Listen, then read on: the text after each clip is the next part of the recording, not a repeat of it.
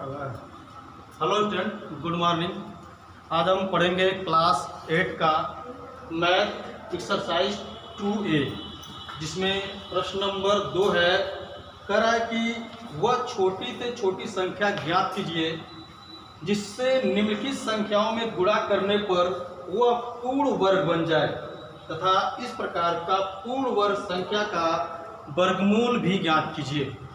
तो आप यहाँ स्क्रीन पर जो संख्या देख रहे हैं, दूसरे का क है 525। 525 ये संख्या है। हमें ज्ञात करना है कि किस छोटी से छोटी संख्या का इसमें गुणा करें कि इसका गुणनफल जो है वह पूर्ण वर्ग बन जाए, और फिर जो संख्या प्राप्त होगी उसका हमें वर्गमूल भी ज्ञात करना है। तो चलिए सबसे पहले इसका हम गुणनखंड करते हैं। 525 का सबसे पहले हम गुणनखंड करेंगे।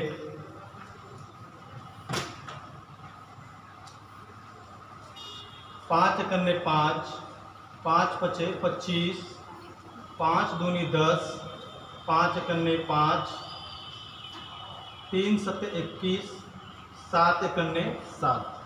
मैंने इसका गुणनखंड कर लिया। देखिए यहाँ पे पहले आप 3 से भी कर सकते थे, किंतु यहाँ पे लास्ट में 5 दिखा है। तो अगर लास्ट में 5 आता है तो समझ लीजिए कि वो 5 से पूरा कट जाएगा। तो इसलिए मैंने 5 से काट लिया है, और यहाँ पे बाद में छोटी संख्या 3 से मैंने काटा है। तो इसमें कोई दिक्कत नहीं है। पहले आप 3 से भी काट सकते हैं, 5 से भी काट सकते हैं, जिस तरह से आपको आसानी लगती है, आसान लगता है जिस तरह से, उस तरह से आप काट सकते हैं। तो देखिए यहाँ पर मैंने इसको काट दिया है। अब इसका यहाँ पे क्या करेंगे, पेयर बनाएंगे। तो चलिए पेयर बनाने के लिए यहाँ पे हम लिख लेते हैं 525 बराबर आया है 3, एक बार आया है। छोटे गुणनखंड को पहले लिख लेते हैं, उसके बाद से लिखते हैं 5 गुणे 5 गुणे 7। तो यहाँ पे आप देख सकते हैं मैंने 525 के जो गुणनखंड है 3 गुणे 5 गुणे 5 गुणे 7 लिख लिया है। और यहाँ पे अब हम जोड़ा लगाएंगे। तो देखिए यहाँ पे इसका जोड़ा लग जाएगा, 5 गुणे 5 का जोड़ा लग गया, किंतु यहाँ पर 3 का और 7 का जोड़ा नहीं बन रहा है। तो इसी का हम आपस में गुणा कर देंगे, और जो प्राप्त होगा वही क्या होगा, वह छोटी से छोटी संख्या होगा जिसमें हम इसका गुणा करेंगे तो गुणनफल पूर्ण वर्ग बन जाएगा।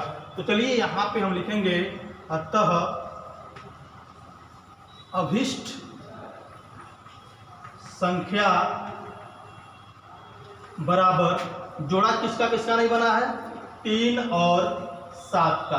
तो 3 और 7 का आपस में गुणा कर देंगे तो आ जाएगा 21। 21 ही वह अभिष्ट संख्या है जिससे हम इसमें गुणा करेंगे तो गुणनफल क्या होगा, पूर्ण वर्ग बन जाएगा। अब देखिए सेम टू सेम जो अगला प्रश्न है तीसरे का कह रहा है कि छोटी से छोटी संख्या ज्ञात कीजिए जिसमें भागफल पूर्ण वर्ग बन जाए। जैसे इसमें क्या था, इसमें कह रहा था कि गुणनफल पूर्ण वर्ग बन जाए, गुणा करने पर गुणनफल पूर्ण वर्ग बन जाए। और तीसरे वाले प्रश्न में है भाग करने पे भागफल पूर्ण वर्ग बन जाए। तो देखिए दोनों में कोई अंतर नहीं है, करने का तरीका एक ही है। दोनों में सबसे पहले हम गुणनखंड ही करेंगे। गुणनखंड करने के बाद इस प्रकार इसको लिखेंगे, और लिखने के बाद हम इसका जोड़ा लगाएंगे। जिसका जोड़ा नहीं बनेगा उसी को हम आपस में गुणा कर लेंगे, वही हमारा अभिष्ट संख्या होगा। जैसे यहाँ पे मैंने किया है, मान लीजिए कि इसी संख्या को 525 को ही कहता कि वह छोटी से छोटी संख्या ज्ञात कीजिए जिसमें भाग करने पे भागफल पूर्ण वर्ग बन जाए। तो यहाँ पे हम वही काम करते हैं, हम वही सेम टू सेम यही काम करेंगे जो इसमें किए हैं। हम 525 का गुणनखंड करेंगे, इस प्रकार से लिखेंगे और जोड़ा लगाएंगे, 5 का जोड़ा लग जाएगा, और यहाँ पे 3 और 7 बचेगा, 3 और 7 का गुणा करेंगे 21 हमारा आंसर आएगा। तो भाग करने के लिए कहे तब भी इसमें 21 ही आंसर आएगा, और गुणा करने के लिए कहेगा तब भी 21 ही आंसर आएगा। तो दोनों में कोई डिफरेंट नहीं है, तरीके में आप उसी मेथड से लगाएंगे। सबसे पहले गुणनखंड करेंगे, गुणनखंड करके उसका जोड़ा लगाएंगे, जिसका जोड़ा नहीं बनेगा उसको आप आपस में गुणा कर देंगे, वही आपका अभिष्ट संख्या हो जाएगा। अब आगे कह रहा है कि उस प्राप्त गुणनफल का वर्गमूल ज्ञात कीजिए। तो देखिए यहाँ पे हम क्या करेंगे, लिखेंगे पूर्ण वर्ग संख्या, लिखेंगे पूर्ण वर्ग संख्या। तो पूर्ण वर्ग संख्या है ये 3 गुणे, इसमें हम क्या कर लेंगे, 1 3 और लिख लेंगे। क्योंकि इसका जोड़ा लगाना है। क्योंकि देखिए यहाँ पे जो हम गुणा करेंगे 3 और 7 से, तो ये 3 के साथ इस 3 को हम लगा लेंगे, फिर यहाँ पे 5 गुणे 5 दिया है और फिर यहाँ पे 7 है, तो 7 के साथ इस 7 को हम लगा लेंगे।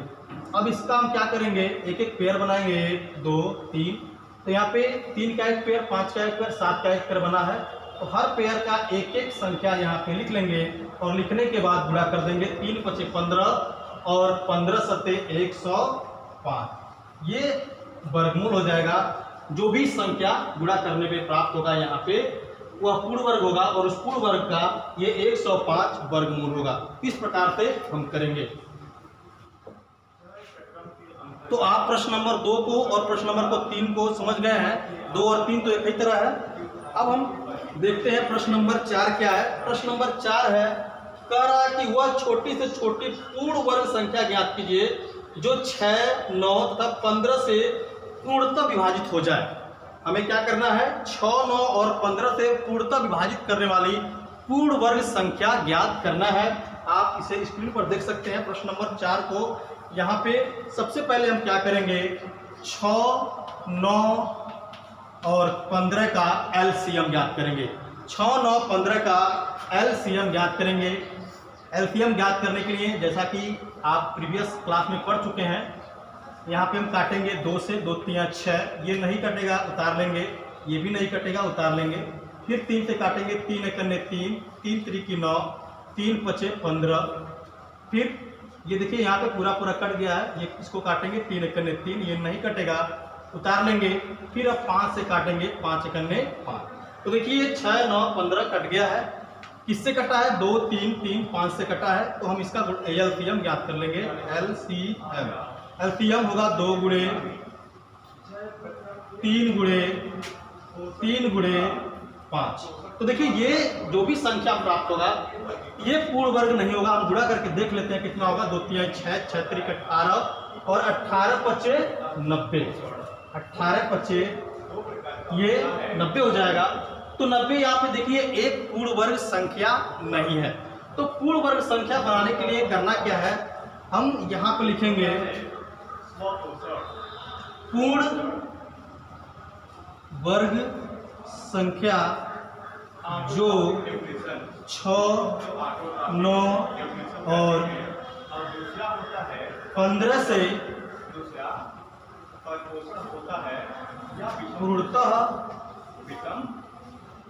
पूर्ण वर्ग संख्या जो 6, 9 और 15 से पूर्णतः विभाजित